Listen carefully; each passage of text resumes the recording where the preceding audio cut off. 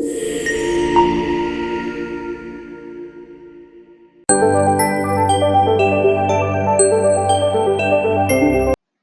and madam, my name is Nivashini Devarajan. My metric card number is 22 10 11 230. I would like to present overview of the project. The project focus on the wafer level fabrication and electrical testing of semiconductor device, particularly diodes and resistors, using standard microelectronic processes. Conduct in the clean room environment, the work of involved core fabrication steps such as photolithography, thermal oxidation, dopant diffusion, etching, and metallization, and wafer level electrical testing. The goal was translate theoretical circuit knowledge into the practical device implementation by fabricating functional components directly on P-type silicon wafer. Key device characterizations such as fault voltage, leakage current resistance, and breakdown voltage were measured the evaluating device performance and fabrication accuracy. By integrating design manufacturing characterizations based in this project, product a full cycle experience in microelectronic engineering, simulating in real world semiconductor production practices. Problem statement. What are problems we are solving? The project addresses the challenges achieve precise and reliability in the fabrication of the semiconductor device at the wafer level. Semiconductor manufacturing is highly sensitive whenever minor deficiencies in doping concentration, photolithography alignment, or edge depart can introduce critical defect affecting the performance and yield of the device. Issues like non-uniform doping, pattern misalignment, or inconsistent etching can lead to faulty diodes or resistors that will fail to meet required electrical specification. Furthermore, the absence of early stage testing may result in defect component proceeding the packaging, increasing the production cost and reduce overall efficiency. Number two, why is it important? The problem is critical because it's highly competitive semiconductor industries. Improving device yield and reducing manufacturing defect harm to the maintaining cost, effectiveness, and product quality. Accurate wafer level testing enables early efficient component minimizing waste and optimize process control. Solving problem not only enhance the reliability of semiconductor device but also contribute to the development of the integrated circuit system, which are foundational modern electronics, including smartphones, computers, automotive electronics, and medical devices. By mastering this fabrication challenge, future engineers gain crucial skills and driving innovation in microelectronics. Bismillahirrahmanirrahim. Assalamualaikum warahmatullahi wabarakatuh. My name is Farhan binti Zurahan and today I will present for the objective. So there are 4 objectives in this PBL, which is to understand and implement the semiconductor device fabrication process. Second is to enable wafer level testing and characterization. Third, to provide practical experience in semiconductor manufacturing. And lastly, to develop integrated device structures. Good morning, doctor. I'm Jennifer and my metric number is 22101123. I'm here to present the prototype and result of our topic. Fabrication involves a lot of steps, and here are some that I included which were able to record and snap.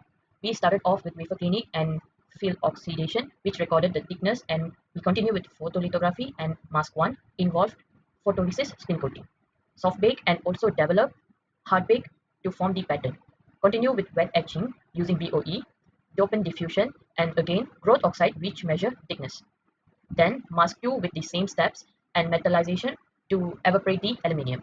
Third mask with the same step and deposition, aluminium etching and electrical testing, and here I've included the final result of the wafer. Next is results. The first graph shows diffuse resistor which shows the current doesn't vary with change of the voltage which indicates high resistance. The second graph below shows that the resistor produced low current and fixed voltage. Third graph shows a straight line relationship between the current and voltage which indicates a linear behavior. Last one shows as voltage increases, the current also increases proportionally. Moving on to diode. The first one inhibits the flow of the current very much flow. The below graph is very with low and flat which refers to current leakage. Third one shows current with a large magnitude in the negative polarities indicates Zener breakdown. Last shows negative current flow with a small leakage current. Hi, my name is Harmony Subramaniam. My part is fabrication process. First, the wafer cleaning. We use P-type wafer, silicon wafer using RCA1 and RCA2 using clean station and DI water system. After that, we move to field oxidation. Grow the SiO2 silicon oxide layer using 100,000 degrees Celsius for 16 minutes. That's called wet oxidation. After that, we measure the oxide thickness using spectrophotometer in 5 points. The value must be 3700 below, like below and above. After that, we move to photolithography. As usual, we clean the wafer using acetone and then we pour PR on top of the wafer to photoresist. After photoresist, we send to soft bake for 690 degrees Celsius and 90 seconds. After soft bake, we align the wafer using align mask MDA 400M. After that, develop the wafer to patterning using RB6 and DI water. After that, we move to SiO2 etching and photoresist removal. We etch oxide using the buffer oxide etch BOE, remove the photoresist using acetone resin with DI water to dry. And then the next step is phosphorus diffusion. In the phosphorus is POCl at 900 degrees Celsius to form the N positive region on top of the wafer. After that, become the oxide layer regrowth on the top of the wafer, and then we move to remeasure the thickness of the wafer. The thickness oxide layer up to 4,900 to below 3,100. After that, the photolithography mask to contact. As usual, we clean the wafer using the acetone and PR coating.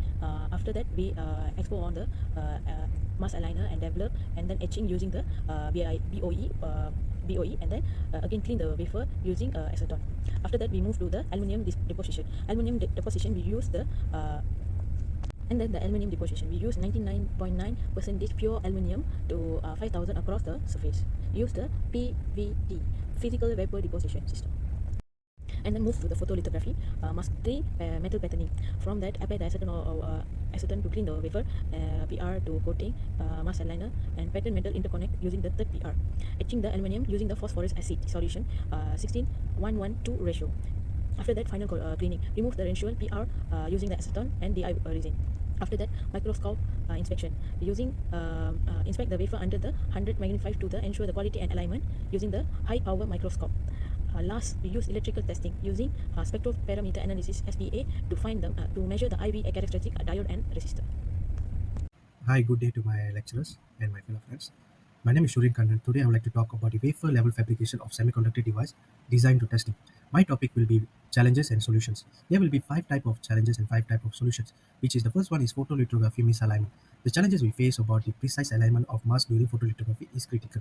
Any misalignments lead to pattern defects, potentially causing short or open circuit. The solution will be careful visual inspection using a high-power microscope. After every exposure and development step, ensure proper pattern formation. Alignment was adjusted meticulously before UV exposure. The secondly is non-uniform oxide thickness. The challenge will be oxide layer grown during thermal oxidation sometimes show variation across wafer points which affect device insulation and junction isolation.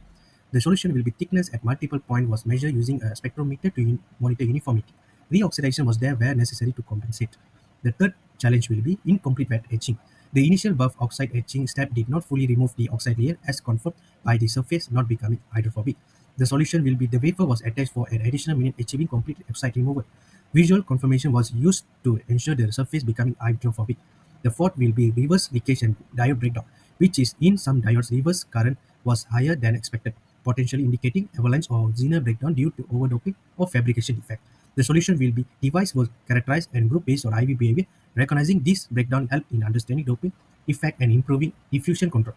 The final challenge will be photolithography under development. Some wafers show incomplete photoresist development likely due to short development time or improper solution concentration. The solution will be development was time was adjusted increased from 4 minutes to 6 minutes and post-development inspection using high-power microscope introduced to confirm success.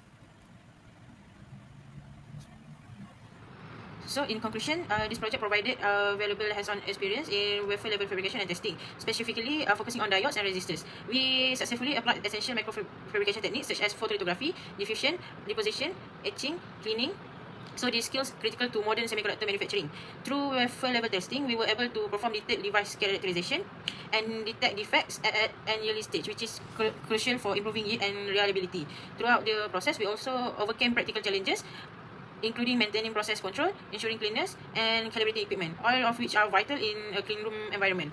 Overall, this project effectively bridged theoretical knowledge with real-world industry practice, strengthening our understanding and capability in the field of microelectronics.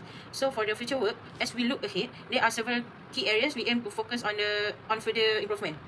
Firstly, we plan to optimize process control and yield, ensuring that each step in the fabrication process become more consistent and efficient. Secondly, we will explore advanced device structures and materials which could offer better performance, reliability, and possibly reduce production costs. Lastly, we aim to investigate the potential for scaling up the process for industrial level in production. This includes analyzing cost, equipment compatibility, and production timelines to access feasibility for commercialization. These future steps will help us transition from a prototype stage to a more refined, scalable, and reliable solution. So that's all from us. Thank you.